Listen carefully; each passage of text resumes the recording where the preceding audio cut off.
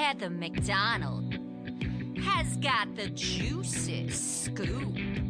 When you're on the road, when you're on the go, Juicy Scoop is the show to know. She talks Hollywood tales, her real life Mr. Segment serial data, and serial sister. You'll be addicted and addicted fast to the #1 tabloid real life podcast. Listen in, listen up. Woo woo. Heather McDonald, Juicy Scoop.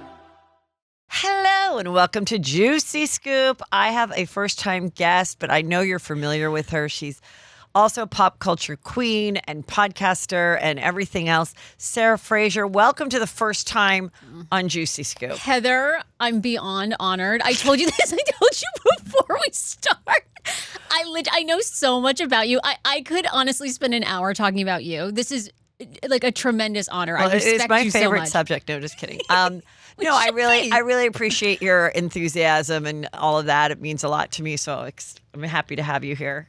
Well, look, it's a dream come true, for real. I respect you so much. I mean, I want to do like a business podcast with you. You have had such an incredible career in podcast. You are truly one of the biggest female podcasters in the world. Like, I want to know so much about everything you've done money-wise. It's so funny that you say that because you're huge. Honestly, I feel like for the youngins, they won't know who this is. But remember the old comedian Rodney Dangerfield? Yes. How he'd constantly just go, I get no respect. That's exactly how I feel in this business, in this space, in just the overlooking of so many things. But that I'm also like, who cares? Because I have such great. Hopefully, you've gotten so rich off it. I have such a great audience. I have such great loyal people. I have so much fun doing it that, you know, when these things come up and then somebody like, why isn't this you? I'm like, I really didn't need you to point that out, but thank you. Like, I don't care. It's all good. But when someone does kind of recognize that I've been in this space for 10 years,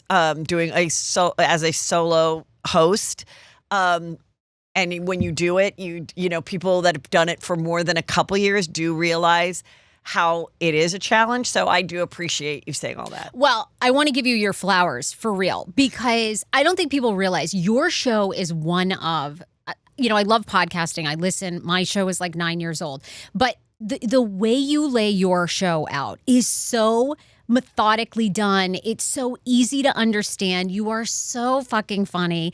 And I don't think people realize when you started there 10 years ago, 10 years plus, there was no way to make money. Like, there wasn't. I mean, I wasn't making money at it. I was just doing it so that if I had stand up in the next few weeks, maybe some people would know. Because I've said this a few times, so I don't know if you know, but it was really Tom Segura that made me do a podcast, because I was in a place, I forgot the name of the club now, in Dallas, but it's like a medium-sized club, but it was great. And I was in the little room. There was no green room. I could smell the fried food, and that was all fine. And the guy was like giving me my check, and there was a small poster of Tom Segura that he had come there. And I was like, oh, that's my friend Christina Pazinski's husband. I go, apparently he has like a huge podcast, which is amazing because he's not even on TV. Like, because this was 11 years ago. And he goes, oh yeah, he can come here on a Tuesday night and make $10,000 because his fans are so rabid just to see anything with him. And that's the next day I said, it's time for a podcast. And I was just thinking, amazing instinct. I wasn't even thinking about, I was just thinking to go do live shows. I wasn't even thinking, because I didn't know anybody that did it when I was a guest or anything that was making any kind of real money at the time. And so just like when I started stand up or acting or whatever, money was never the reason, which is so different now because money's the only reason people go into podcasting that have any kind of name, or their agent is like, here, sit on your bed with your cat and make $1 million a year. And then those people don't last because it is just like any other art form. Like, you've got to be doing it because you actually get satisfaction and joy out of it. And that's why people do teeter off after a couple of years, because they do get burnt out and they do get over it, and they don't like hearing the criticism or reading the criticism, which is something that we've always had. Like, and the fact that you have stayed chart topping for people don't realize how hard that is to be in Apple and Spotify's top 200 podcasts in the world. People do not understand how many hundreds of thousands and millions of downloads and listens. Like that is. I'm in like the top 50 for TV and film, that little category. And I always look at you and I'm like, you are the goal. And you're the one that brought me years ago, which we'll bring up Norm Pattis. But years ago, when Podcast One started, you were on. My entertainment lawyer in DC was very good friends with him. And I was like, Heather's on that network. I have to get on. I get on. One of the promises, of course, is they're like, we'll reach out to Heather. We'll see if she'll do your podcast. This was like year one, right? Like 1,000 people listened at the time. I'm like, okay, whatever you got to do. They're like, yeah, we'll talk to Adam. The minute I signed, I never heard, we couldn't get a hold of anybody. They never sold one ad. I was on for a year. Like they never, and then I think after the year contract, they sent us an email and they were like, due to poor sales, we're going to have to let you go. I'm like, we never had one sale. And what happened to Heather? Like, did you? So they, oh my God. Then, all of this I did not know. But I mean, then the Norm Pattis thing leaked and I thought, well, she left anyway. And you know what? For good reason. People don't realize how big you are and how much work you've put in and truly like how you've made it an income. And to this day, I think people don't realize like how much money is in it. And truly, I always say this now, no matter what you think of the outcome of the presidential election, President Trump going on Theo Vaughn, on Joe Rogan, it's changed the game. Like you are the legitimate entertainment. There is no more entertainment. It is Juicy Scoop. It's our show. So I know people are like, God, did she have this girl come on just to like have smoke up her ass? And as much as I love it, let's get to the juicy topics because I feel like I could talk people about you are forever. going to be, but I do truly appreciate it. We're going to have a lot of fun today. Not as much as fun as you're going to have November 14th when you see me at the MGM Live during BravoCon weekend on Friday night. And so get your tickets, make your plans. That's all good. Love. Do you think you'll be going to BravoCon for anything? I'm debating. You're it might deciding. be a last minute, yes. Might be a last minute. Okay, so let me tell you about, people know I love TikTok.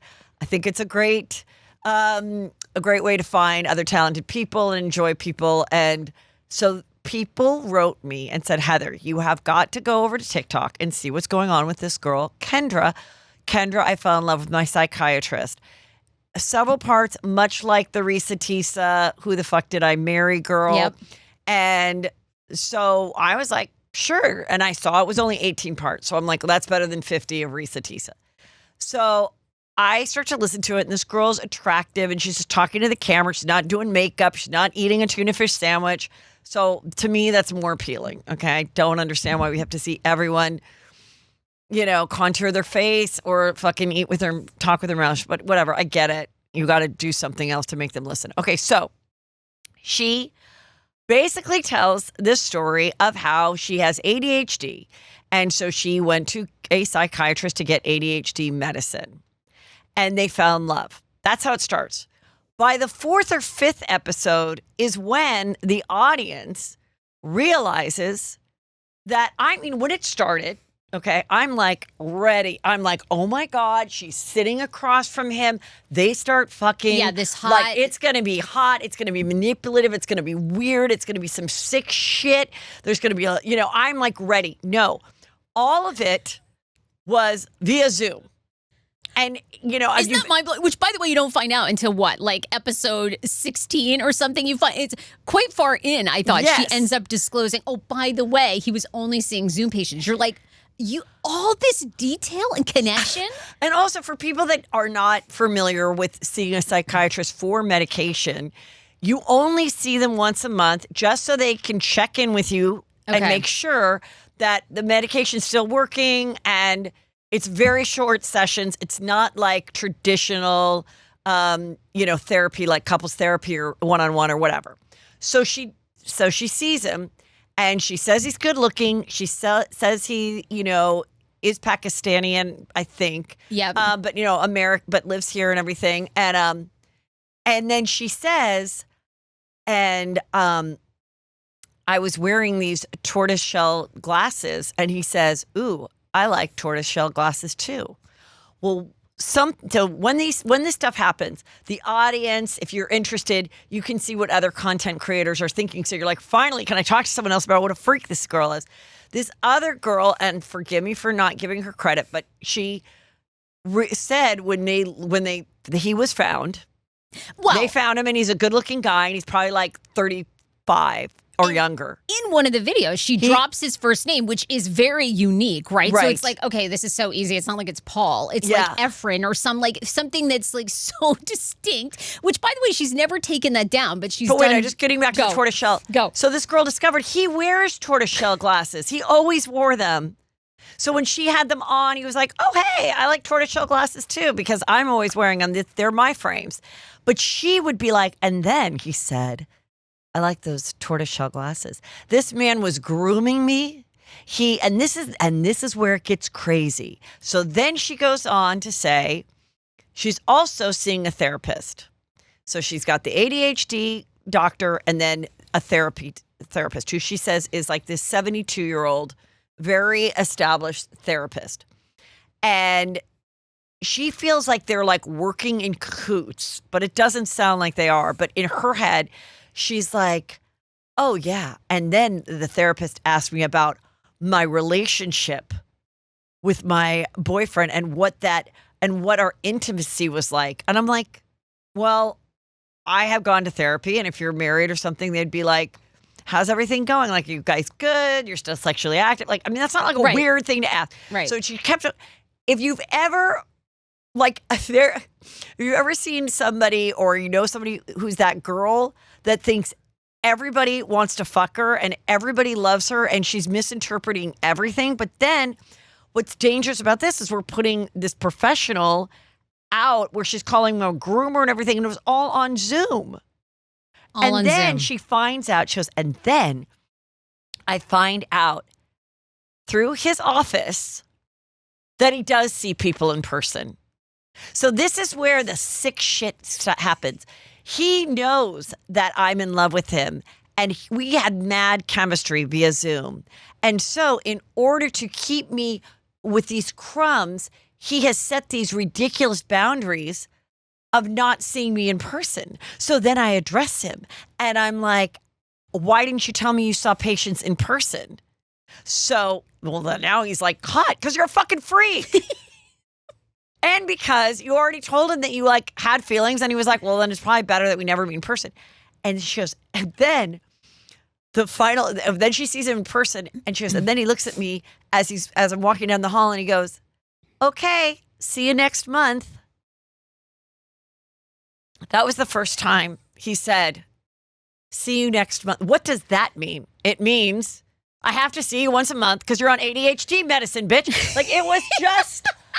Oh my God. But of course she interprets it as, he's keeping me going as a patient to fulfill his fantasy of dating a patient. Yes, that's all that. You know, he is psychologically, he gets off on knowing that I am attracted to him, and he should have ended this professional relationship, but he didn't. He kept me going with these no boundaries and all these things. And then, when she goes in to meet him, she goes to hug him, and he like won't hug her back. And then he gives me this like very weird. So she's like, so here's, she was criticizing his boundaries of being a professional therapist. And then she'll say, and the reason he didn't hug me back was because he wanted me to come back again and attempt again because he knew you're like, this man is, So there's a couple other crazy things with it is, what does she do for a living? Oh, she's a life coach. I know. I don't mean to criticize life coaches, but if you're going to hire a life coach. It's not Kendra. Yeah, it's not Kendra. And she's a life coach for ADHD people, that people who have it. She also teaches yoga. I mean, I am like, this girl, I just can't. And so the whole thing is so fascinating. But so, of course, there's very funny people on this app. And then I came on the parodies of it. Oh, it's so good. And my favorite one was the girl that did it just like her, of how she was like, hello, my name is, whatever her name is, Jennifer. And this is how I fell in love with my AT&T carrier. And then she does this whole thing about how the AT&T guy called her, and then he would say, how's everything going? Of course he asked me how's everything's going. Because he wants to keep me. Like, it was, her whole bit was so funny. I mean, another guy did one about falling in love with his, like, mail carrier. Like, all the type of things of, like, yeah, they have to show up. This is what the job is. And so then people are like, I hope this guy sues her, whatever. Now, because we're coming to the end of, like, whatever, 5 or 6 days this has been going on. Now I ran across another now the content creators are like, they're getting jealous that she has 100,000 followers. Okay. And that she's still doing, now she turned off comments a long time in. But now she's getting smart because you have to subscribe to her content if you want to leave a comment. I didn't even know you could do that. So now she has 100,000 people, and I am like, this is what I hope. Okay, yeah. What do you think? All right, because this is so obviously she had to turn off comments. She got such bad backlash. Could this be the ultimate hoax? I mean, maybe not because this guy truly exists, but like, did she like know what she was doing all along? Because it was such a ridiculous story. You're like, how can this even be true? And now that she's basking in the fame of it and the followers and the financial gain of it, I'm like, I hope he's in on it too and it didn't ruin his life. I don't think it will ruin his life because not one person thinks he did anything wrong. So I'm like, I don't know, but for the general thought, it's this chick is spiraling. Yeah, she is the most conceited person, if we ever are allowed to use that word anymore. It's a word from my era. Or you're conceited, you think highly of yourself, da da da. She and then the best part is when she then goes, I feel like I don't need the 74-year-old lady therapist anymore. So she goes in and they end their time. And then she goes, and then look at this letter, this email I get from her, because the two of them want content for their own life. And she goes, and the therapist wants to keep me around because the therapist even asked me advice on how to handle her because she knew I was a life coach. And so did he, like I was a peer. And I'm like, there's no way a therapist that has gone to years and years of actual school and you got a certificate online with Tori Spelling's brother on how to be a life coach, that they are like, can you help me with my clients? Could I run a case? Could I break HIPAA laws and run a case by you? Risk like your you know, practice. after been doing this for 74 years or whatever she is. So then she says, the woman writes, and she shares the email by cutting out the names. I'm really happy about your journey and moving forward. I do think it would be wise, or I encourage us to have one more session, very professionally written, just so we can tie it up in a nice bow, realize where you came from, where you're going, and I can put that in the final case. And she's just like, why would you do that? You're obviously talking to the psychiatrist to try to get me back in one more time. Like the way she was misinterpreting the things that were so black and white. There was nothing to misinterpret. Okay, summer is great, but let's be honest, we sweat.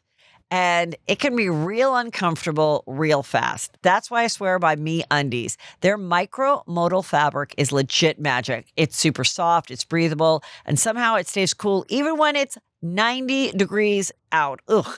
And your AC is not up for the battle. But they are making my life better.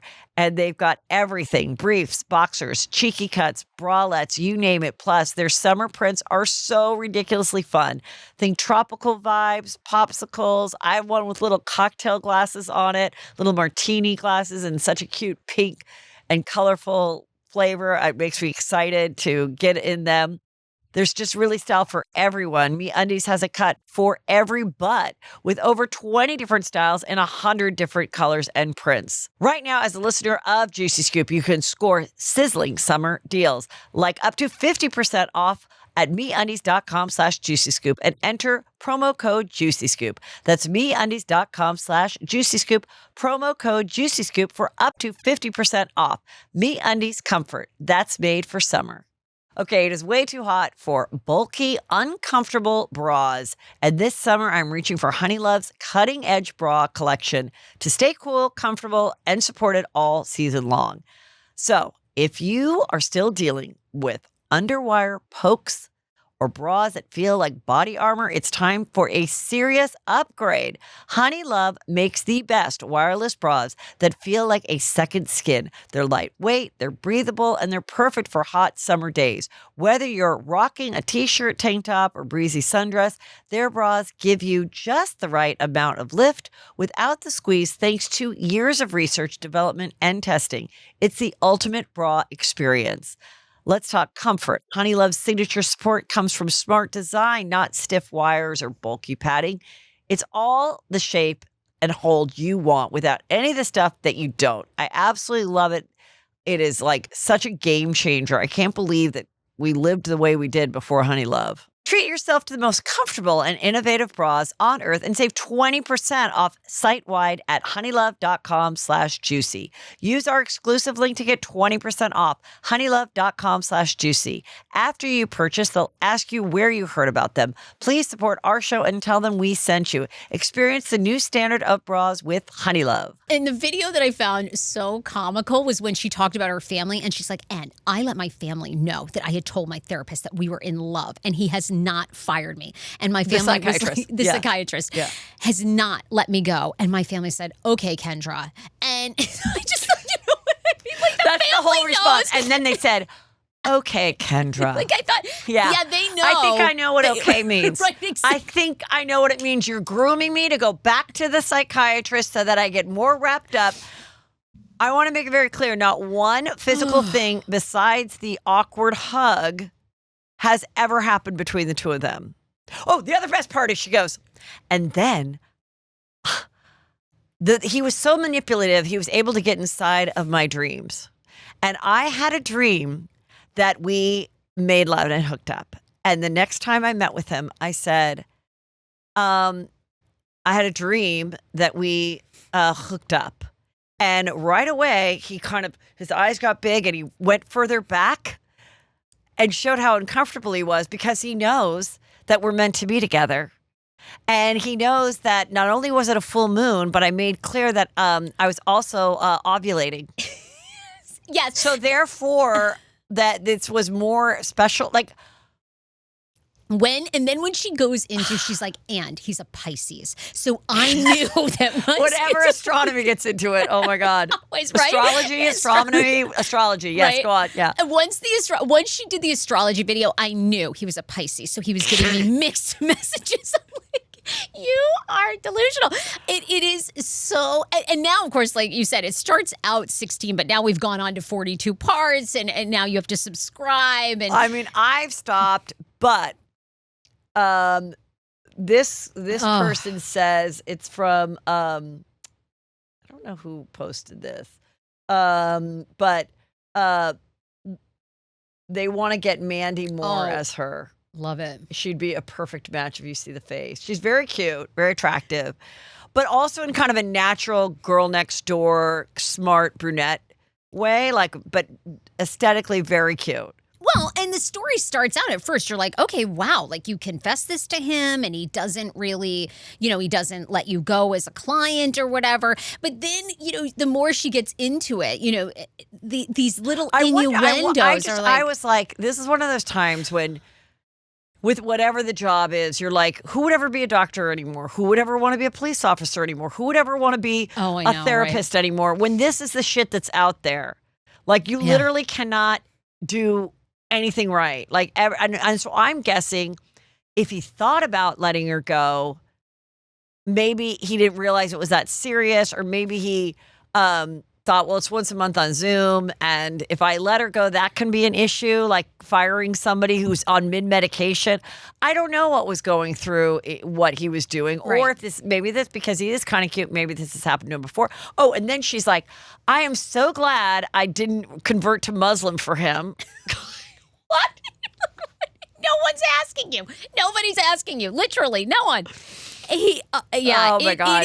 It is entertaining and maddening at points. Yeah. And funny as shit. And I hope and pray that the two of them are in on this together, and we all were scammed, and it's a hoax, like the boy in the balloon that flew away. Did you just see? I have not seen that, but I'm waiting for my son to come home to watch it. Oh, no, I haven't watched it, but I remember that It's crazy story. when you remember get to that? an age when like every day, every week, there's a documentary on a story that you lived through. I'm like, how do I know every story? But anyway, that story, which was That was wild. I remember we were at Chelsea lately. There is a documentary. I think it's under a series called Trainwreck.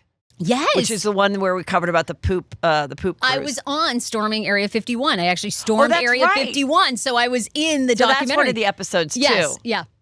What was that like? Very bizarre, very disorganized, incredibly bizarre, and we why didn't see did you any do it? aliens.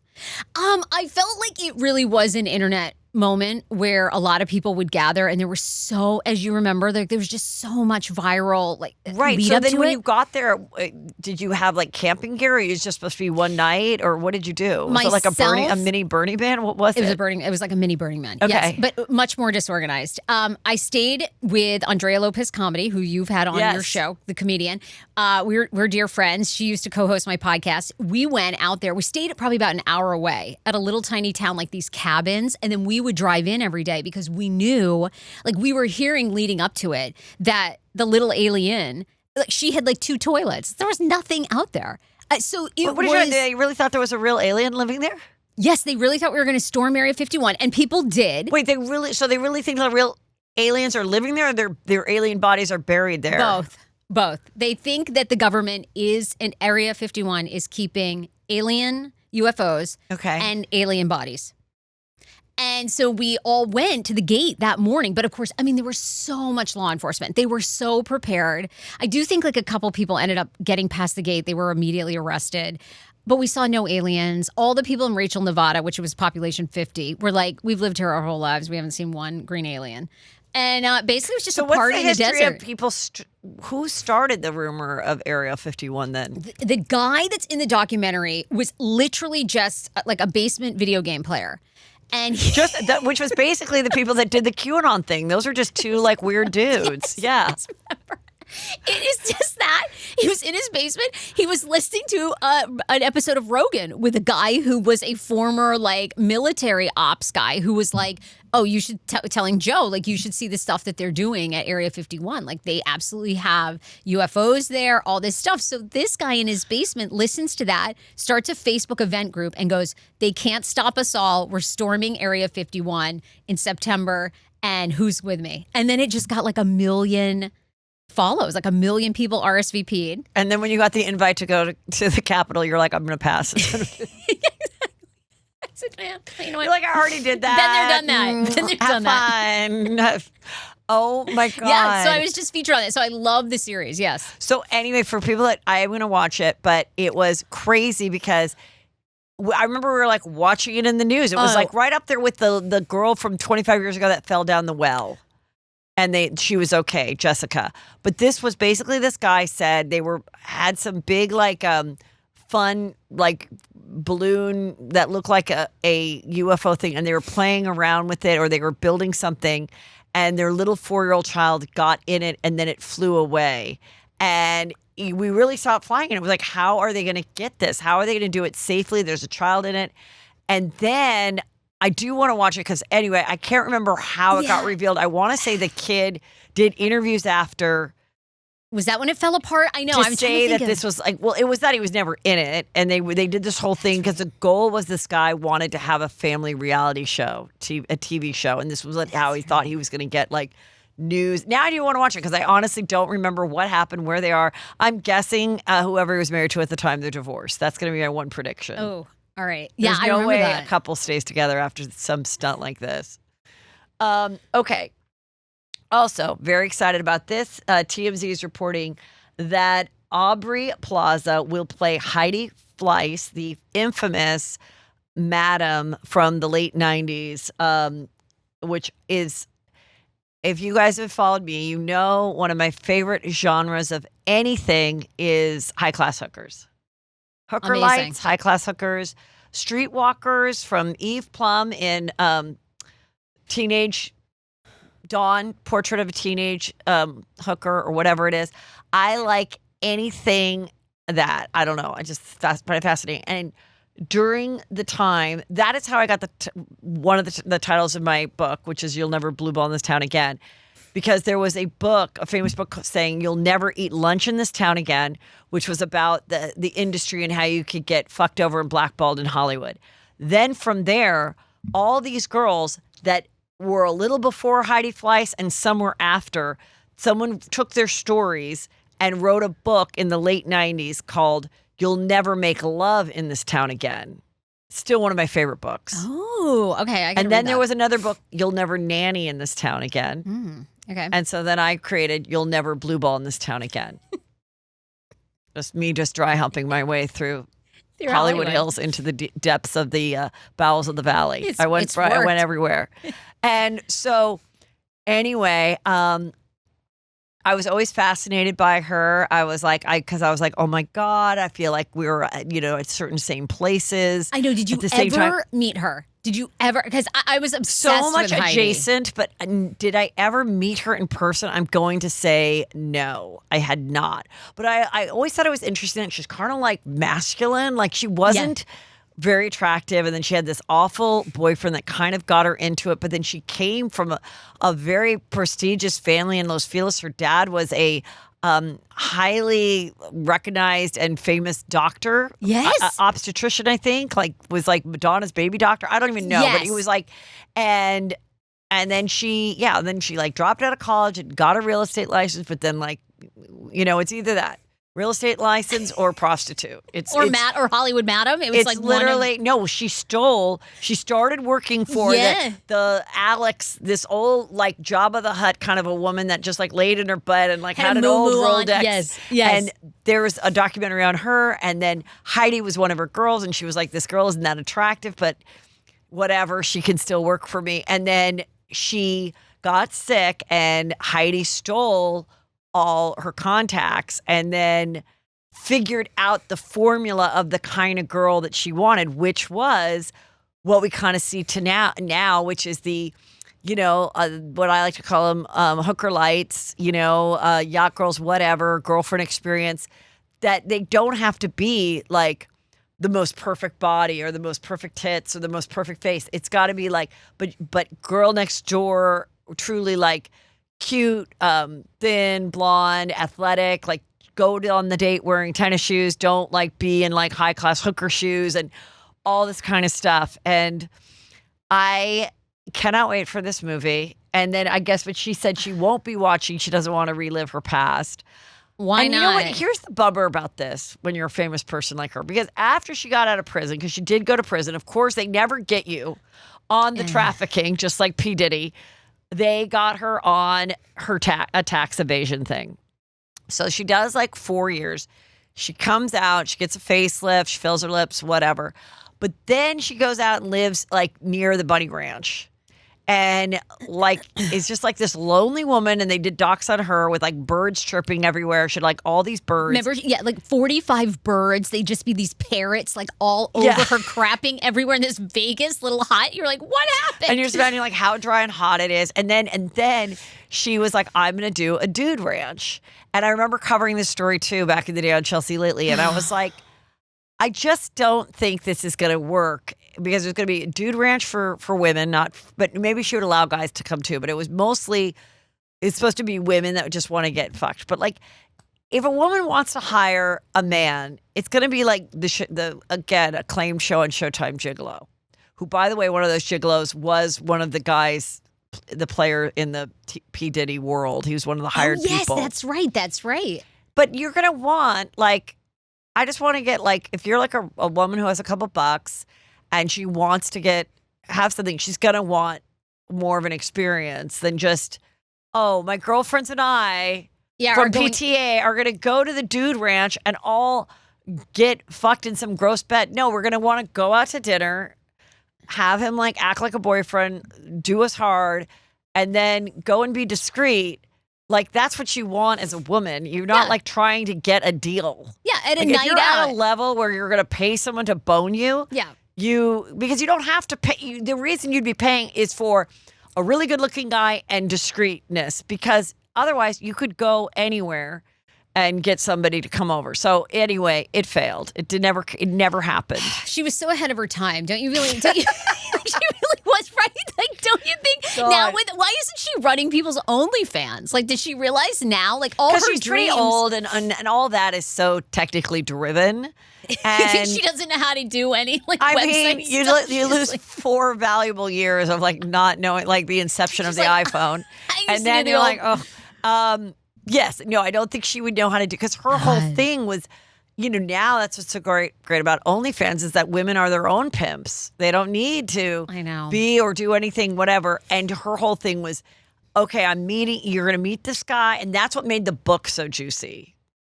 I never read the book. I just love it because it's like, there's always this like fantasy. Then there'd be dark parts, but there was also the good part of like, I always said if I was going to be a hooker, I just want to be the one that's like, just goes to a dinner and talks to them. Yeah. Because but then even in my 20s when I'd go on dates just to eat, I'd be like, oh my God, it's not worth it. Like, you're so annoying. But at the time when I was younger, I was like, to get all dressed up and go to like a fancy dinner and, fly like Pretty Woman. And this is like all this came crashing down right after Pretty Woman came out, which is such an unbelievable movie when you think about that. He's just picking up this girl off the street that just had like a dirty dick in her mouth. And he's like, oh yeah, let's hang out like for the next week and a half and I'll buy you a brown polka dot dress. Like, I mean, come on. Like, it's like, but that's what it is. And so you think like, oh, this could happen. And so it was always like, could you marry the John that like, hires you and then just falls in love with you? No, that's never going to happen. It's never going to happen. I know. In the book, did she ever really name names aside from Charlie Sheen? I mean, we know Charlie Sheen was like, a regular. But I can't. I feel like she never really. There was a couple of these like pockmarked actors that like were around, but it wasn't. Yeah. I want to say no, she didn't. Just like a Ghislaine, she really didn't. And there was always a question because they were getting her on like a tax thing. If she would have turned over her black book, would they have cut a deal with her? And I don't really know the answer to that when you're dealing with like the federal government. Yeah. I don't know if that's even like a choice. And I'm sure she was paid a lot of money to burn that book because I feel like to this day we've never really gotten.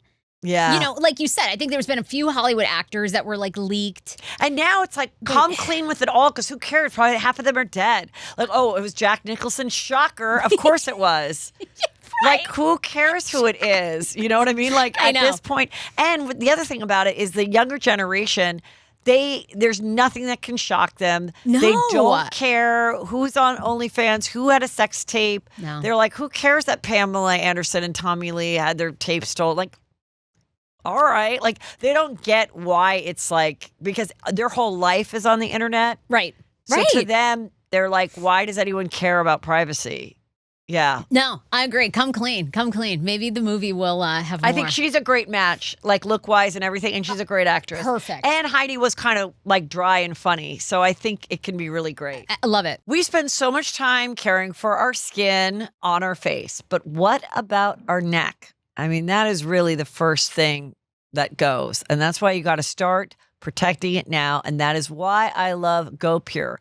And with summer in full swing, your neck and your chest are more exposed than ever. So whether you're rocking a sundress, swimsuits, or strappy tops, your neck is out there for the whole world to see, and it's one of the first places to show signs of aging. Here's the thing. The skin on your neck is thinner, more delicate, and less oily than the skin on your face, which means it needs some extra love, especially in the sun and heat. Go Pure's firming complex targets the unique concerns of the neck while nourishing and strengthening your skin for a more lifted, youthful look. So you can feel comfortable showing even a little more skin this summer. I've been using it for a couple months now. I absolutely love it. And my skin truly feels different on my neck than it did before. So soft and supple. And it's the best. You guys will love it. And for a limited time, our Juicy Scoopers get 25% off Go Pure with the code Juicy Scoop at checkout. Get the summer glow you deserve with Go Pure. With over 1 million jars sold, this beauty secret is no longer a secret. For a limited time only, our Juicy Scoopers get 25% off Go Pure with the code Juicy Scoop at checkout. Just head over to gopurebeauty.com, use code Juicy Scoop, and you're all set. And after you buy, do us a favor. When they ask you where you heard about Go Pure, tell them it was from Juicy Scoop. Managing multiple business locations shouldn't require 3 different platforms, 5 different logins, and a spreadsheet that only one person knows how to use. No. It's time you consolidate all of your needs into one easy-to-use platform you and your clients actually enjoy using with Boulevard. Boulevard is the #1 client experience platform built specifically for appointment-based self-care businesses. Because salons, spas, barbershops, med spas, and other self-care businesses are so personal, the platform powering your business should feel the same. Plus, Boulevard helps you elevate your marketing, generates custom reports, manages memberships, taking your business as far as you want to go. So, see why top beauty and wellness brands choose Boulevard to empower their team and grow their business. What I love about Boulevard is that it's not just software, it's smarter, more personal, and organized way to manage all of your business's locations in one place. Right now, Boulevard is offering new customers 10% off your first year subscription when you go to join boulevard.com/juicyscoop to book a demo. That's join Boulevard, BLVD.com/juicyscoop. Book a demo and get 10% off your first year subscription. Join boulevard.com/juicyscoop. Okay, how are you feeling? We got our last episode of the Valley tonight reunion. What are your general thoughts on this second season? Love the Valley. Got into it season 2. Find it refreshing. Find it like different than our Housewives franchise because some of the franchises I've found are harder to watch now. I've given up. We're gonna touch on that in a minute. Of why you may have given up. Yeah. So I like it. I do. I mean, I'm going to be curious to see who's let go. You know, obviously there's lots of rumors. Sheena's going to be joining season 3. I mean, is Lala back? There was even like there's Sandoval. Rumors of Lala and Schwartz. And three Schwartz, of them. okay, Schwartz, and so I'm curious to see who's going. Like, is Janet gone? Like, are they gone? I want to say I cannot predict because I don't know because Janet and Jason and Nia and Danny, that's where the drama and all that is. So I don't know why you would get rid of any of those people. Can they, like, it's so weird when like a housewife goes, the show's about conflict and resolve. And I'm like, that's not what the show was about when it started. It was never, would you like to join a show about conflict and resolve? It's like, no, it's about your life and your friendships and your relationships and living your life and your aspirations in LA. Like, I hate that it's gotten in this weird pattern of that. And it's always like, we fought, can we move past it? It's like, it's kind of exhausting. And I know everybody wanted Jax gone, but I mean, Jax is like the reason. This is everything. It's everything. It is everything. So it's the most juicy, fascinating thing I've ever seen on TV of watching a true narcissistic man who cheated and did drugs, but in his heart sees himself as the best dad in the world and a great guy. And it's like he's sharing it all. We're seeing it. I know, finally, right? After years. I feel like I said this, it could be triggering for people that date someone like him, but I think it could also be weirdly like healing to go like, oh, wait, like I get it now. Or when you find someone like that, you like understand it because it's like the case study of Jax. Yes, like I'm torn about him not coming back to season 3 because I'm really like, how many women, like your listeners, I bet there's so many that are divorced from Jax Taylor types. Yes. Where like you can't ever really get rid of them. I mean, no matter what, they're still blaming you for, he blames Britney for everything. It's just like, how many women, I feel like so many women can relate, and don't you want to follow, I think what happens next? Like, well, listen, he is going to stay in his son's life. And so I believe that he was probably making a lot of money because he was one of the creators. He put the cast together. Yeah. He knew Nia and Danny. He knew Jesse. He knew all those people. And he was trying to get this going for like 5 years, even before he got kicked off the Valley. So I think he was making a lot of money as a cast member. And they always want to screw people over and not pay them. And they had a legit reason not to once the ring camera of the rose bushes was evidence. This is all me guessing. Okay. And so then this way they got rid of their highest paid person and they come off being moral. Like, we never did it with James. Now we're doing it here. Like, respect fair us. enough. Yeah. And then, but just like a Dorinda, I'm on pause. He's on pause, and he could come back at any time, and he will. It's Cruz's birthday. It's Ocean's birthday. Everyone's going to come. Okay, let's give Jackson another chance. And they'll all say yeah, because they're like, we know this will be good for the show. And then he'll just get paid whatever. Several like your day thousand for the rate. day. Yeah. Several thousand for the day. And just like a Luann that did that, if he brings something interesting and they keep bringing him back, then there's that chance that he can get himself back on there. But by leaving, he'll never, in my opinion, make the salary that he once did. And I think that is what Bravo was doing to him. But they did the classic firing where they're like, so we know that you know what's best for you. And, and he probably in his head thinks he quit, but he didn't quit. I'm going to be so fascinated to see what's next. Obviously, they split their podcast. He says he makes $1 million a year podcasting. I'm not sure if I believe that. But, and then the bar's gone.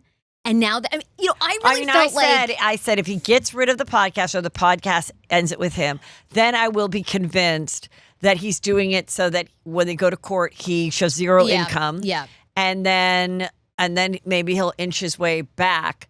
But right now he does still have the podcast, but that's probably because there's a contract, and the way it works is you sell ads per quarter of the year. Yeah. So we'll see where the podcast is, I think, come January or something. But I think he launched his own one like in spring. So I think they went their separate ways. Be a year. It'd be a year schedule. And I don't know, if people, I don't know how much, I don't know who's listening to it, because I don't think guys who are also narcissists are like, what I'd like to hear about is more fucked up men like myself, because they don't see themselves as fucked up. So who is going to listen to him cracking the code of that you dated an asshole? Like, I don't know, but we'll see. I know. And what's he going to do? Recap, Valley season 3? I mean, just like Rachel did, Rachel Raquel. Now he could go join her and do sound baths. I actually want to go try one of those just to see, like.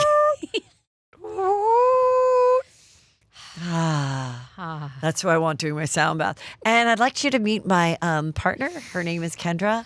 And she's going to talk about when she went to therapy with her, fell in love with her psychiatrist. We got to get Kendra, Raquel. Who else? Can you imagine? I would not be surprised if they are being contacted to do some. We'll get the Risa Tisa too. Yeah. Get the, who did I marry? Yeah, and Absolutely. they can all just come and just talk about their fucked up people and lives. So, okay. So, I kind of feel like Jasmine might go. Yeah, what do you think? Okay. But then Jasmine adds a different element in that, she's now engaged, which I think is strategic on her part. Not that she doesn't want to get married, but if you and you could have the wedding at, and you know what? And to think that they don't even pay for the wedding, like the production, they still have to pay for their wedding. Sure, with of all course. The cameras there. I mean, maybe you get a deal here or there. Maybe I think the venue, because they're filming, they'll cover the venue, but they still have to pay all the for food, the food. Yeah. I mean, the Jack's Brittany wedding was so expensive for them in Kentucky. I'm sure, and so that could be interesting. But I mean, I just feel like we haven't seen a lot of her and her girlfriend, so I don't know that. I think that would be an easy cut if they're looking to cut somebody. Yeah. But, or they might just make her, I don't know if she's a regular, but they might make her like a friend.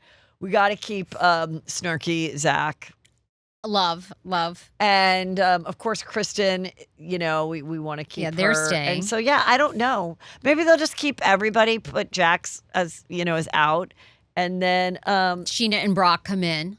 Do you think? Oh, yeah. Definitely. Sure. Because everyone wants to see what that's like once the whole world knows that your man cheated and right. Are they doing okay, and hopefully they are, or we'll see. So Tom Sandoval said that he is ready to quit reality TV altogether. He and Tom Sandoval and the extras did America's Got Talent, and pretty great performance. I feel like you asked, have I seen it? I've only seen it on clips. But I've always thought, I get it, Jesse's Girl and the same karaoke songs that he does a lot, but he does sound pretty good. So if that's a fun time for you. I've seen him live. Where did you go? here in Hollywood. Oh my gosh, maybe on It Sunset. wasn't the infamous night that Ariana took his phone and found it. No. They but That'll be the next talk that you're on. Just everywhere, like it's like the Forrest Gump of like, and I was there. I'm always in the background. Yeah. No, it was somewhere on Sunset. Schwartzy was there. James Kennedy was there. I mean, maybe this was when they were filming the final season. Anyhow, to your point, they're surprisingly good, and the band is like 9 people deep or something. Yeah. You know, I mean, it's a little bit of like a step up from a wedding singer band, Yes. and you know, I mean, he plays some songs about himself being a loser or a cheater, and he kind of like is like self-deprecating. He does like it's like I don't know, like and then he does, I feel Schwartzy's like, mom has got yeah, it the going Schwartzy, on, yeah. and everybody like goes crazy. I think I predict he's in real estate class right now. You do? Oh, 100%. Oh, I feel like wedding singer for sure. Like, I think they're going to try and do a Vegas stint, but then I think they'll perform for your corporate. Okay, so how old is he now? Like 42 or something? Yeah. By the time he's 47, he will have a real estate license. He's going to try to do this for a couple more years for fun. And, but he should start taking the online classes, and then he can be on a show with the Selling Sunset Girls or something and start screwing some of them. I don't know, but I don't know where you go. Like it's true. I know, it's it's like a hard one. Where it's do you a go hard from thing this? when 20 years of your life has been spent being yourself and having cameras follow you. You are entertaining, but it isn't really a career. You're not. I mean, he can act, so he has done some acting stuff. So I still feel like there's going to be these things. He can't, but he really can like carry a tune and everything. So we'll see if they can get enough stuff going on, then maybe he'll stick with that. Okay, Larsa Pippen's face stopped the world in its tracks this weekend. And she then, it was really puffy, really crazy. We know they just filmed the reunion of Miami this past weekend or a couple days ago. So I was like, well, what is it going to look like on the reunion? And then she took to Instagram with a very heavy filter. However, she looked better. And she's like, this is my face. You see me on TV. I feel like that was altered. I did have an allergic reaction to a PCP. What is that? Like some laser or something. And, but this is, you'll see me at the reunion and I look fine. So, it's just, she's one of those people that looks so, so different than when the show started. Yeah. And if you will ever, when she did it like 9 years ago, she already had a nose job, and then she got another one that kind of took like her unique, like narrow nose to be more of like, I don't know, Kim Kardashian nose. And then with the lips. Oh, the lips. And then the filler, the excessive filler in the jawline is what makes her unreal. Like, I just wonder. And you can see the filler. Like you can what is actually that? see it under Yeah. the cheekbone. Not the cheekbone, but the skin. It's just. Look, I love plastic surgery. I'm all for it. I cannot wait to have my mini facelift. But it's just like, I pray like I don't become addicted. I just want to look fresh. You won't. You won't. But I think with her, I think being friends with the Kardashians, and she got like her ass, and I don't even know. I don't even care enough. But part of me wants to go back to like when she had her original face. Oh, did they she look so did good. she talk like Kim? The way she talks and the hair, and like, I think she's a great addition to the show because of the plastic surgery in the ass and her dating these young basketball players and being married to, divorced from Scottie Pippen. It absolutely, she's good on the reality show. She knows how to turn it up. And it must be hard, like, to now be in the cycle of like filling your face all the time, and where do you go from there? I don't know. But it is kind of fascinating. Speaking of which, I know you're not watching Miami that much, but I've talked about it. And Leah, who is the soon-to-be wife, maybe they're just engaged, I don't know if they got married, but of Captain Sandy, they shared some video of the famous night they're on this yacht, this boat, this 3-day trip together, where Gertie said she was kicked, not invited to the dinner. And this is the night. This is the night that Gertie was left trying to find a table for one, and she wasn't even on the list. And she got very mad because she wasn't even supposed to go. And Julia begged her to go and then was like, well, I'm sorry, but I'm having dinner with Captain Sandy and there's not room for you. So that's where their fight started. But they are all having super fun. And I'm like, I've said it before. She invited Gertie. Gertie annoyed her. And then she was like, I want to be with my hot lesbian friends. And I don't want to deal with Gertie anymore. Bye, Gertie. She's too much. And that's what she did. And that's what started all this like war on the show. But who knows? Now, how do you feel about the controversy that Julia was on Watch What Happens Live this past week. And Martina, her wife, who is 68 years old and a famous tennis player, and had tweeted, when the tweet first made it to my attention, I thought it was from like 20 years ago. But it was real recent, Heather. It was real recent, and it was something. It was like an article. It was like surrogacy is not. Well, it was like she basically was like, I'm against surrogacy. Wasn't that it? Well, like, okay, this is the thing. I feel like most people don't read into this, but she retweets an article about from a UK author that is examining women who become surrogates in the UK. And basically, the article is just saying, like, whether it's egg donor, IVF, whether it's surrogacy, like, nobody publishes the downsides of these things. That, of course, if you carry 6 kids, like, you might have, like, no bladder, right? Right, yeah. Stuff happens.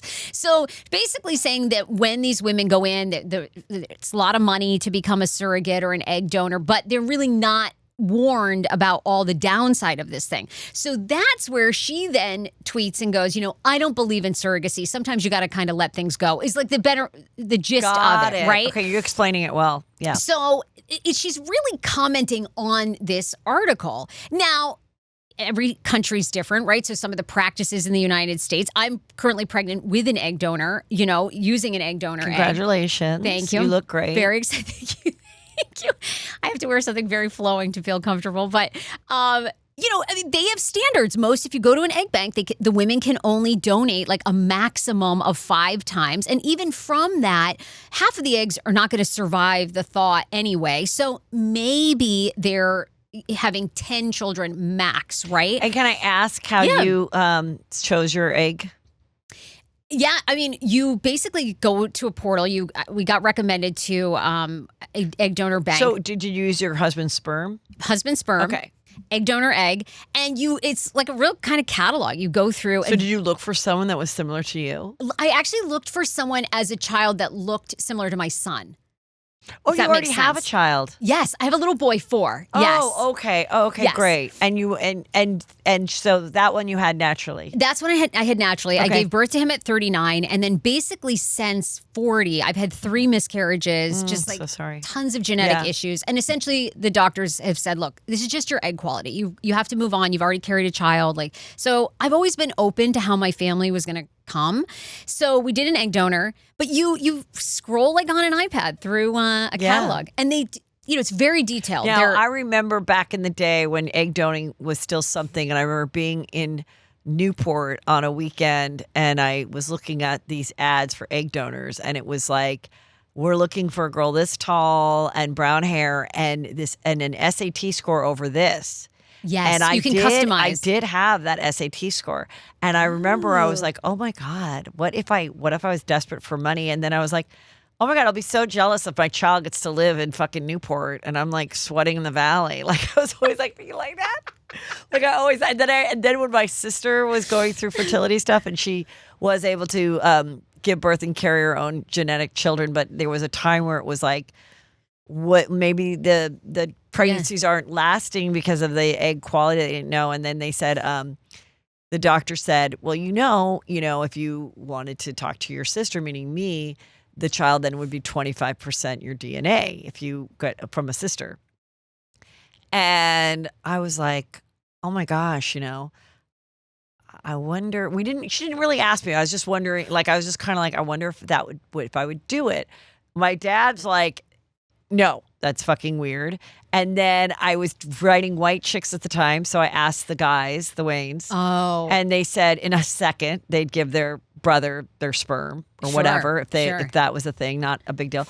And then I was always like, oh my God, what if I was to do that? And it was before I had my own children. And then my sister's child, who's technically mine, is like the winner, like the total winner, because I come from one of five, and it was quite an array of you run the success, gamut. Yeah, okay. And I was like, oh my God, what if she got like my one good egg? And then I'm sitting at like my nephew's college graduation or medical school graduation, something really like asked, like he's a super brainiac or whatever. And I'm like, he's not really my nephew. He's my son. Like, what? And I was always like, had all these like jokes about how, like, what if like my sister was like, and I was like, hey, Shredda, can you like pick me up at the airport? She's like, actually, I can't. I'm like, okay, you would be a mother if it wasn't for me, but whatever. I'll take an Uber. Like, how do you? So yeah, I remember my sister saying, well, if I was to do it, they have these women that, like have these eggs. But then I went back to her and I said, if you want my egg, you know the qualities I have, but you also know the qualities I don't have. Right. I don't like reading directions. I'm the last picked on every athletic team. I am not super organized, but I don't have any genetic problems. I'm a pretty good time. You're obviously very smart with I'm a tall, high SAT score. And, that's it. But like I was like, you could probably do better. Like, you probably find a better person, a better egg, if we're looking at like how well they did in like science class or something. You'd be so good though.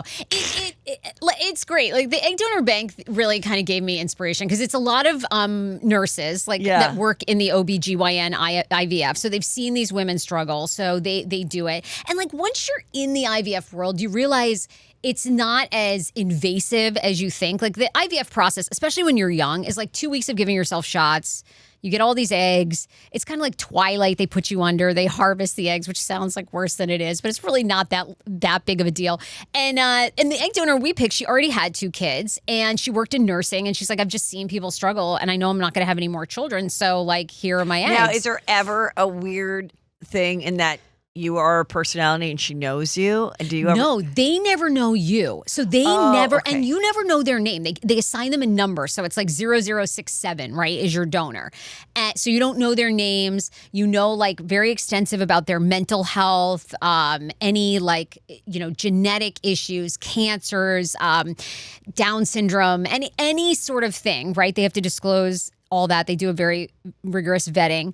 And it was great. I mean, the first donor I picked, I really liked because she was like, I'm doing this for the money. I've done cocaine twice. Most of them say they don't do drugs. And you're like, come on. I mean, you drink multiple times a week and you're smoking pot. Like, I mean, just say it. So I really liked her because she was like, I smoke pot twice a month. I've done cocaine twice. I was like, okay, this is like a girl I can appreciate. So she was like my first choice. But then you got to buy like 8 eggs to get a good one. So I think she only had like 4 eggs left. So she was kind of out. I'm like, I need her to get, and they were like, well, we can ask her if she wants to do another cycle. I'm like, nah, that'll take too long. I'll move on. Yeah. So moved on to the woman that was a nurse that was like, I'm doing this for the better good or whatever. They're all doing it for the money. I mean, the money's so good now. You get like at least $15,000 a cycle. Well, it sounds like the money to give the egg is a lot better than if you're going to adjust it about time and everything than what an average surrogate gets.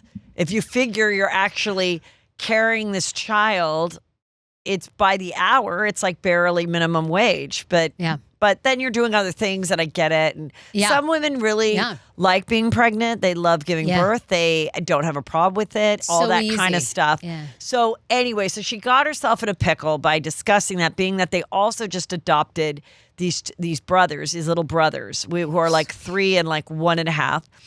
So what's interesting is they go out to dinner on the last episode, and the new girl, Stephanie, is like, oh my God, and congratulations on expanding your family. How old will you be when they graduate from high school? She says that to Martina.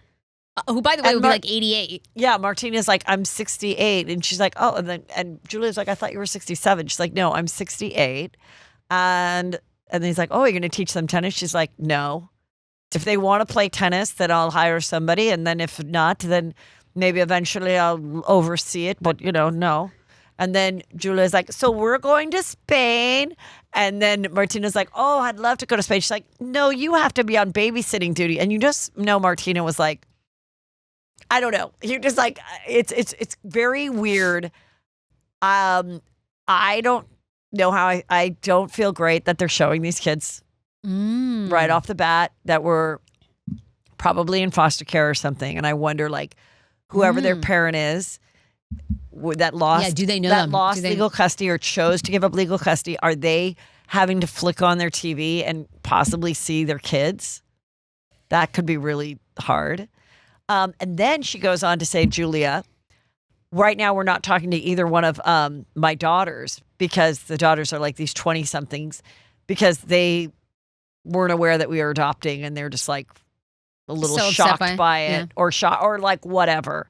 And so, I mean, all of that makes the show kind of interesting, but it put Julia in a weird position with Andy, because of course Andy, as a single father, has, he's always very respectful about women and their bodies and how they, whatever they're going through. He seems like he's more like aware and not just like, ha, ha, ha, you get your period, like he gets it. Like he gets it, which is nice.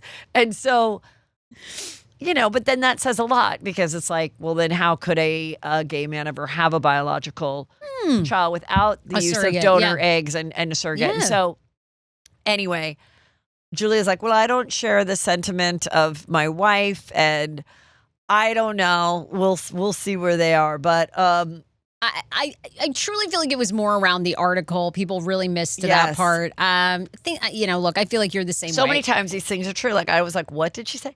So then, speaking of which, this is crazy. This is the mystery of the LA mansion filled with surrogate children. I think I talked about this on here. Might have just been on my Patreon. But there is there was a raid in that this older Asian couple had all these children, like as many as 15 under 2, and then several older ones. So they were all under 2, and the reason they had 15 kids under 2 is because they had different surrogates carrying their biological children. And then they were told, oh, this is, a woman who has one child at home and they want to expand their family. And so they're like, okay, great. And so the kids have been, the reason they even came is one of the children went to the hospital and they felt there was abuse. So then in doing that, then they send over the authorities. And that's when they discovered that there's all these children, and some of them were living there and some of them living in other places. And the people were not arrested. All the kids are in foster care. Yep.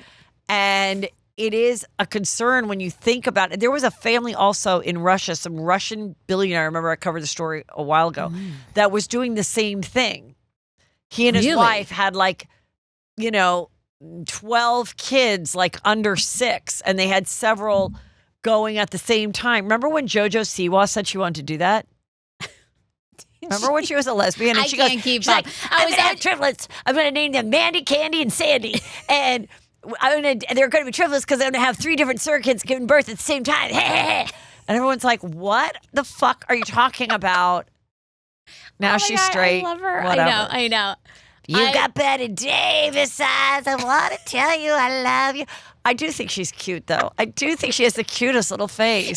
She's so great at just hacking the internet, right? Isn't she just the best thing to hate on? I mean, she doesn't care. And your impressions are so I don't good. hate her, though, because she has like the best nose. She just is so fucking cute. Endless. I love it. This story is so crazy, strange. and I really want to get to the bottom of it. Yeah, because I think they're selling those kids. I think it's something that, and then you're like, well, how could this happen? This is sick.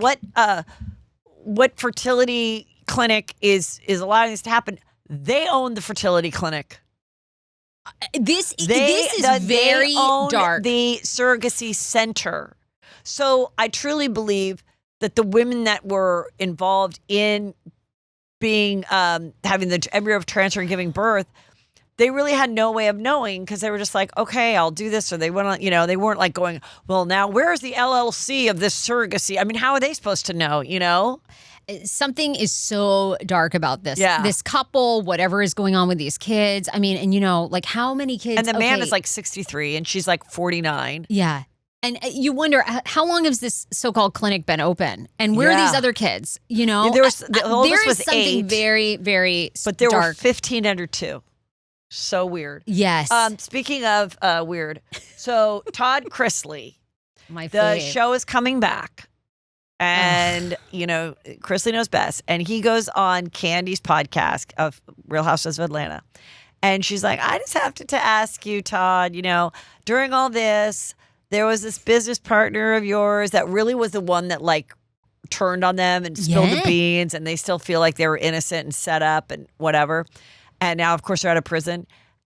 He, you know, there was accounts that he said that that you guys had sex. And he's like, well, I'll tell you what happened. I was with Julie and my lawyer called and he's like, I need you to come into the office. I have something to tell you. And I said, well, I'm in the car. You know, just tell me now. And he's like, well, are you with Julie? And he's like, of course I'm with Julie. You know, she's the hottest woman alive. Like, it's always like that. It's always, always. And he said, well, I'd rather, I need to tell you alone. And he goes, there is nothing that you can't tell me in front of Julie. Julie knows everything. And then he said, well, this man is saying that you had sex. And then Candy's like, and that it was a one-time thing? It was a one-time thing. And I said, well, if I'd had fucked him once, he would have been back for seconds. He goes on, he's like, and if I want to suck a dick, I'd suck the biggest dick. I'd suck. He just goes like, he adds that. You're like, what is that? Now I feel like it could be a Kendra. I feel like if I fell in love with my psychiatrist, like now you know that the more gay shit that you say is what's keeping us intrigued.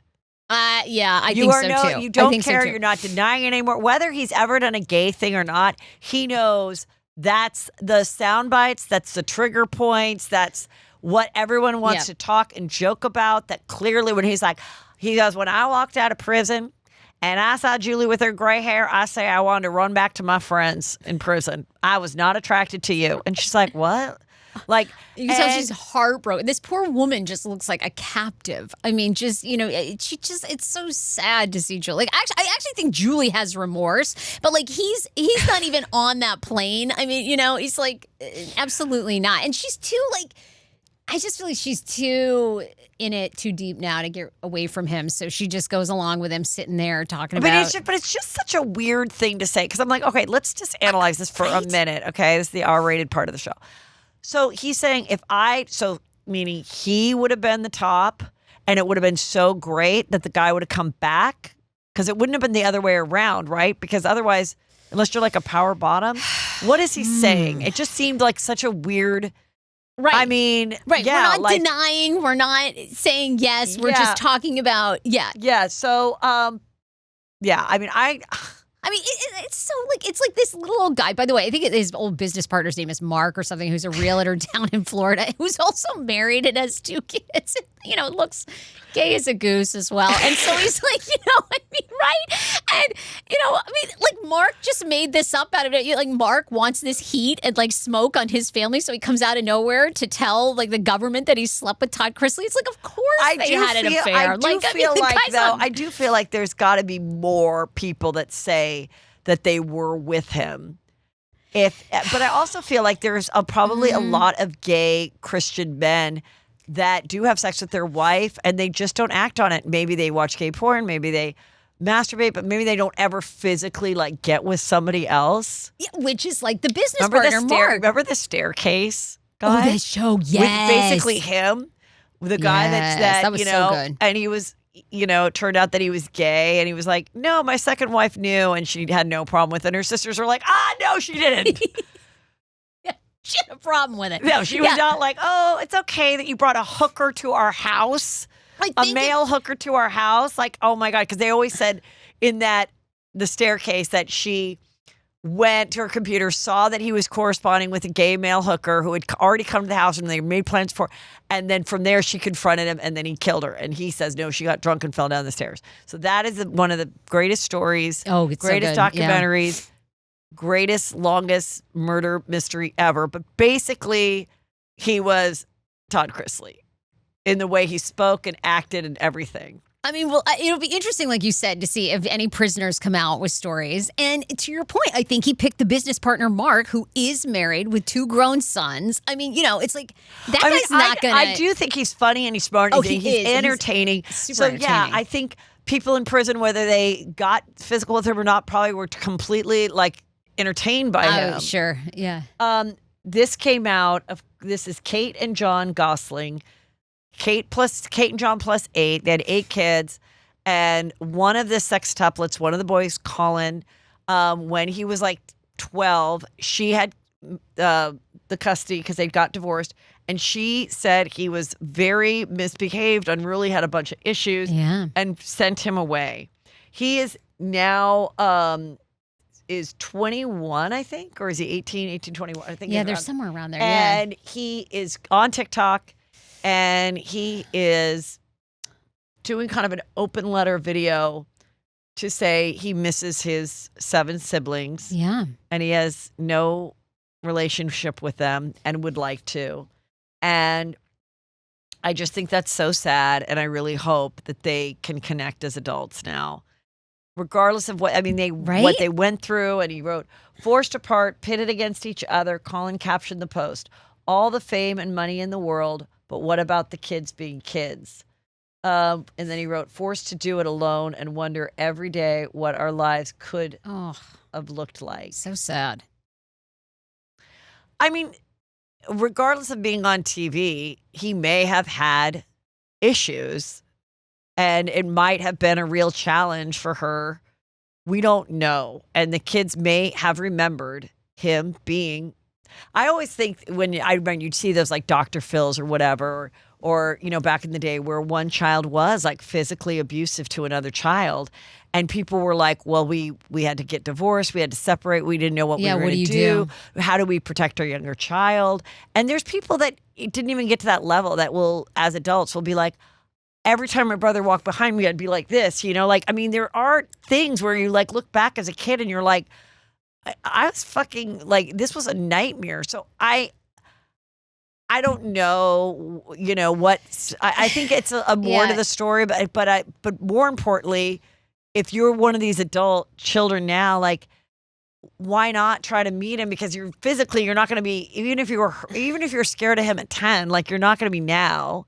I know that's a family where you still want to know so much about the inner dynamics. And I was just telling you, only about 2 weeks ago, Kate Gosselin has now joined TikTok and she's doing all the get ready with me, her protein shake breakfast. Ugh. If her clients, she's a nurse, she's like a pediatric nurse. Right. So, if people recognize her, she has to. She's got to do something to make some money, right? Got to work.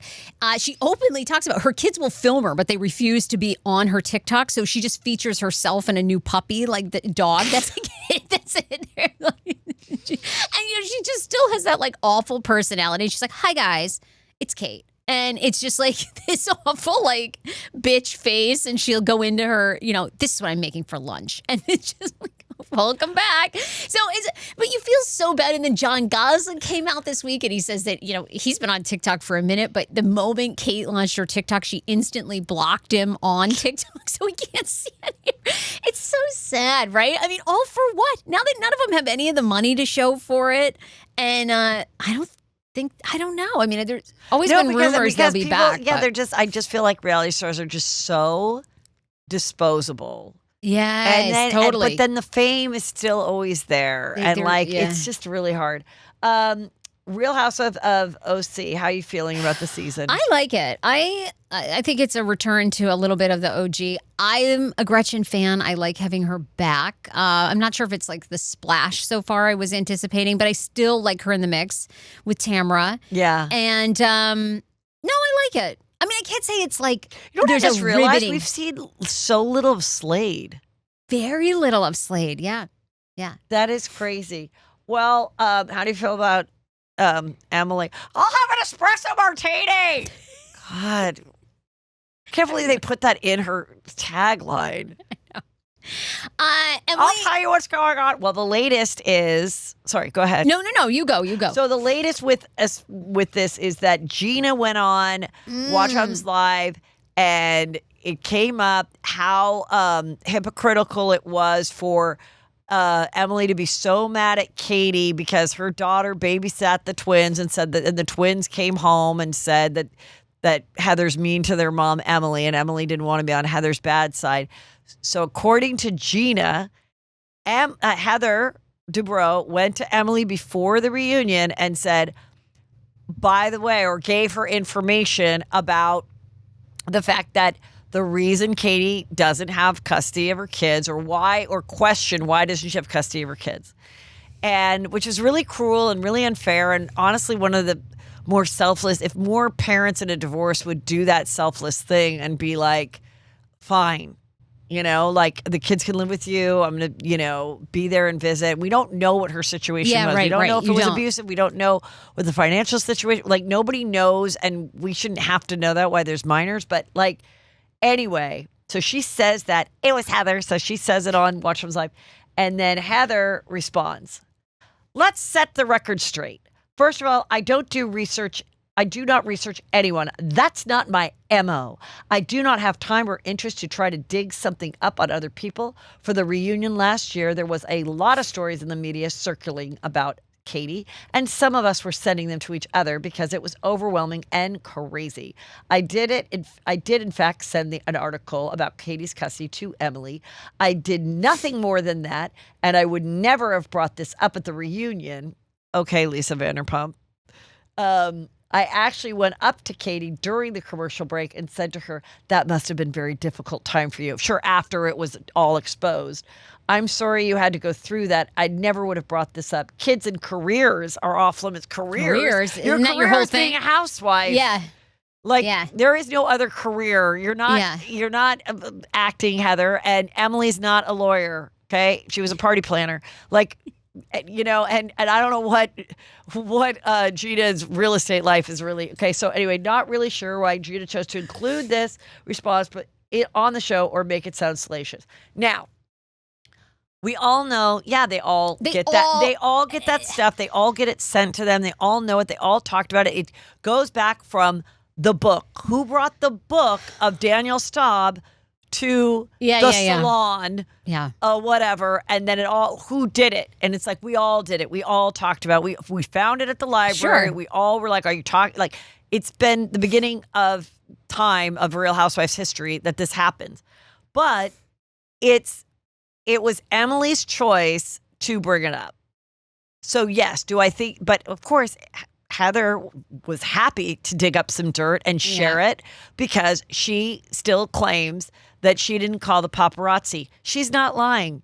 She didn't call the paparazzi, but someone did. Right. For her. Sure. In her camp. I know how it works.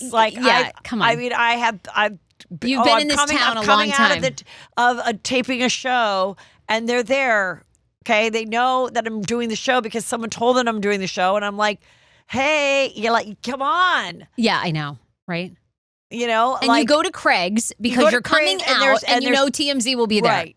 But, the Disneyland and all that. So she probably said, probably someone said to Katie, those people get called. They're not waiting around outside of a Costa Mesa grocery store to take photos of Bronwyn after her third lesbian wedding. Yeah. Remember that? Where she was constantly being caught? I'm like, nobody is doing that. Right. You could call them on yourselves. You could have your person call them. It doesn't. Kyle Richards, I'm sure, calls them when she was out with Morgan. Come on. Yeah. They're not just hanging around Ventura Boulevard with their camera. They're not. It's like, so she was still mad about that, though. She was like, I'm not lying. I didn't call them and tell them I was going to be on Space Mountain at 2:00, but I might have told my publicist. Who knows what the truth is? But I thought it was so awful and mean. And I just feel like this season is too much of the Real Housewives of blackmailing. And it just feels so. You do? You think it's too dirty? There's nothing fun. I don't think there's nothing fun with them. It's so much about, you did this and said this, and then I don't know. And it's like, yes, and I think Heather's afraid of Tamara. Fuck, I'm afraid of Tamara. Who isn't afraid of Tamara? She's fucking scary. Yeah. She is scary. I know what you mean. Yeah. She's the one that said to Vicky on the couch, you called me after our night in Cabo and said there's a naked guy next to me. What are you talking about, Tamara? That's disgusting. Like, clearly that happened. Like, that fucking happened. Yeah, like, they're and afraid like, of Tamara. Friend, you imagine you have a wild night with who you think is your best friend, and your best friend knows you're in a shit marriage, and you call her and you're like, fuck, let's take it to the grave. And then a year and a half later, you're on a couch at a reunion for all of your kids and everybody to see, and she brings up the fact that you made out with another person while you were married or had sex. Think about how fucked up that is. And then it'll be, well, hurt people. I hate that expression. Or, well, she said this about me. I know, but it's also gross. Like, it's also gross that, like, friendships end.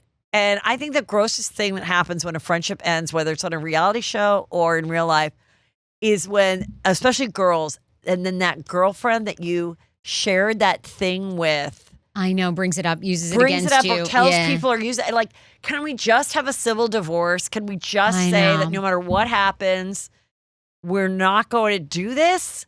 And it's just like, I mean, to think that the three of them a year and a half ago were at the Irvine Improv going, where the trace of me goes, like.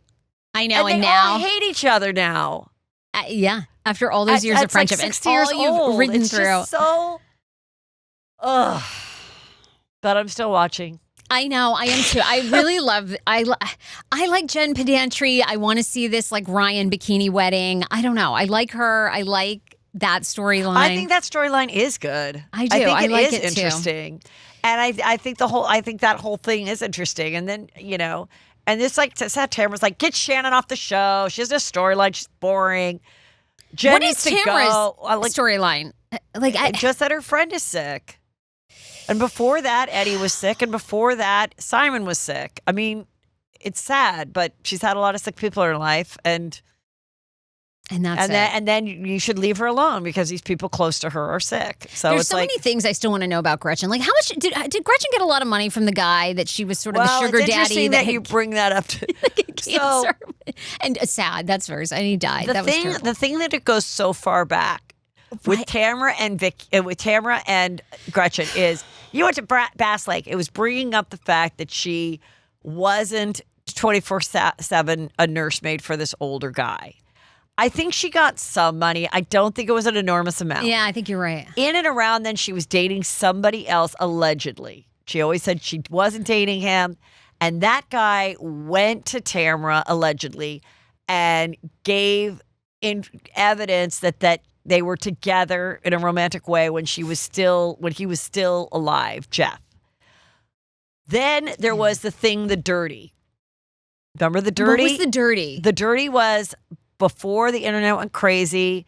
Nick Ritchie had this website where guys, angry men, basically would send revenge porn and talk about their ex-girlfriends, and people would write awful things about it. Started in Scottsdale and then it went over, and they would just reveal awful things about their exes, and it would go crazy on the dirty.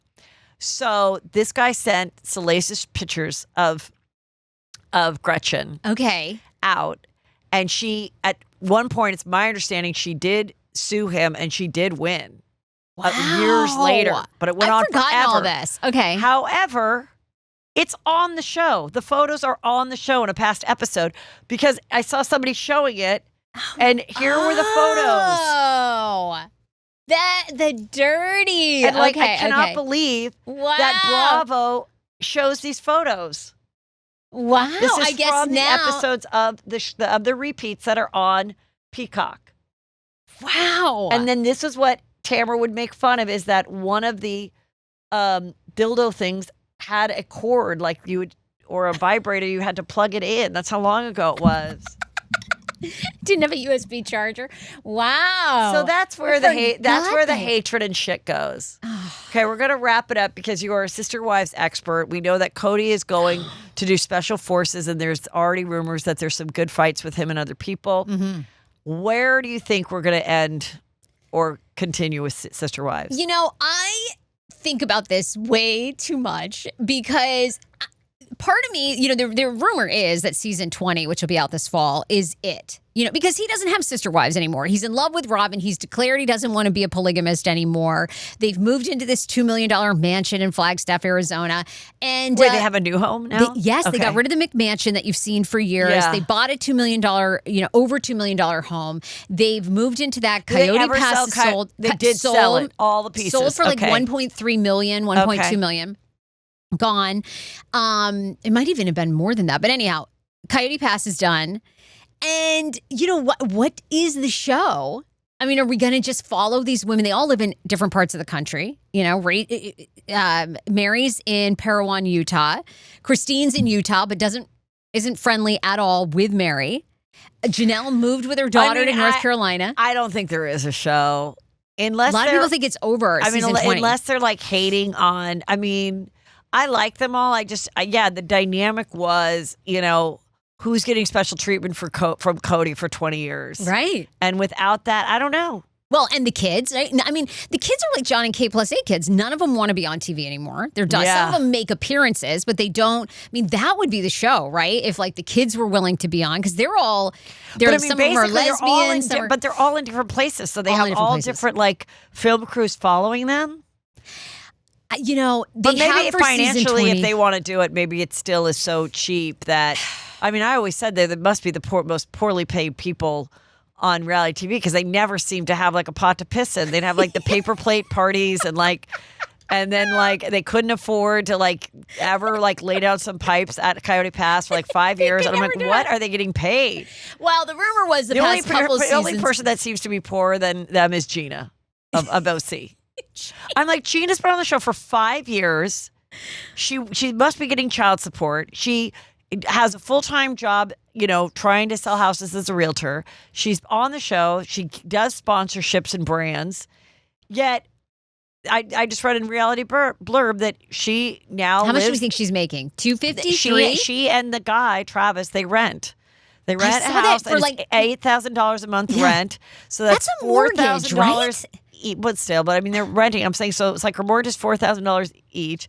She keeps talking about how awful the ex-wife is on TV. I'm like, that's probably not helping the situation, but I get it. I'm like, why has Gina's life not improved at all? Like, why are we like, I mean, talk about minimum wage. Can we get a fair wage for these fucking reality show people? Like, what is this? We need Bethany's reality reckoning after all. I mean, how much is Gina really making? God, I mean, it's by five, but I always thought by like year 5 or 6 is when you finally were making like 500,000, 600,000. I always feel like the most that I ever heard was Candy got like 2 or 1.5. But I know that Tamara and Vicky at one point were getting like over $1 million. And Teresa, right? I mean, all these years, Teresa's got to have made a ton of money. I just am like, God, like, I saw Gina and Emily did a show in LA, but then I never saw any photos of it. So I'm like, did it happen? They're doing like a live show with espresso martinis. Did anyone go to that? Emily just like lifting up her skirt, hit my ass. She did have a good ass, though, don't you think? I was like, that was pretty good. Weird. But it was, yeah. Straight. No, she's ready. She's on the Ozempic and she's ready to show that body. I know she says she doesn't do it anymore. She like it kickstarted her. And now people go back and forth. Who cares? Yeah, right. They Jelly Roll. You don't think Jelly Roll is down to what's he down He's to? Down from 540 to 3 something. Yeah. Okay. You think Jelly Roll's on the Ozempic? Of course. I mean, come on. You don't lose weight like that from walking. Or that's what he says. He says he walks from way out from the tour bus to the venue. I mean, it's that or a gastric sleeve or both or whatever. And who cares? It's all good. It's all healthy. But I mean, it's. Oh, wow. I mean, come on. Well, Bunny's always so transparent. Remember when Star Jones said it was like from Pilates and like walking her dog? I know. Just say it's from fucking Ozempic. Well, I know. And the sleeve. Star Jones was back then. That was gastric. The sleeve. Well, we'll see what happens with Sister Wives. We will. It is going to end from what Mary Brown has told us. So it is. Oh, really? It is. Yeah, that's what the hint. She did my podcast. I know. I loved your Christine Brown Woolley interview. You had such a good one. But she said when she was on my show about a year ago. Mary's gay? It's too bad she's not. No, that would be great if she was. That'd be a good storyline. I know. She's very hot for a man. Yeah, doesn't seem like super hot for a man, so I don't think so. Yeah. Well, we'll see. Yeah. I kind of stopped watching it because basically I have a very hard time figuring out where things are playing on my TV. It's just it's over. Look, I know it's just so hard to find things, and I'm like, where is the streamer? What's it on? And at my old TV situation, I knew exactly where it was, and then once Peter changed the TV one more time, I just could never find it again. And it's like watching paint dry. I mean, it wasn't, but it is the boringest thing. But there was a weird comfort when they kept, whenever they would go and wear their puffy jackets and skinny jeans to Coyote Pass, it was comforting. When they'd sit down and Mary would be like, "Look at the mountain," and then once that didn't happen, once it changed, I just kind of was like. I know. Well, a lot of people are with you. I mean, I feel like the last couple of seasons have been the most interesting. Like the women leaving him, finally calling him out, basically confessing it was all about Robin from the get-go. And then, I mean, it was so tragic this past season, but they did a great job, really memorializing Garrison and everything that happened there. So it is still compelling. Well, Sarah, it was really fun. Heather. I'm really glad you came. Thank you for all the compliments. I did not... Look, that was not. I did not pay you for that. No, you didn't. And tell everybody where they can get more of you and your show and everything. The Sarah Fraser Show. I put out an episode every day. I do pop culture. I cover a lot of TLC stuff. Welcome to Plathville is a popular show that's out with these, kind of Christian cult, family that's completely imploded. They had 11 kids, so none of the kids could watch TV. Now they're all drinking. The mom was arrested for a DUI. It's really fun to watch. Yeah. So it's a daily, pop culture show everywhere you get your podcasts. And truly, thank you. I could talk about you forever, so I'm very grateful. Well, thank you. And everybody go to heathermcdonald.net to join my Patreon, to check out my YouTube channel, subscribe, all of that. And, of course, come see me in Vegas. Get those tickets because once they're sold out, they're sold out. Thank you.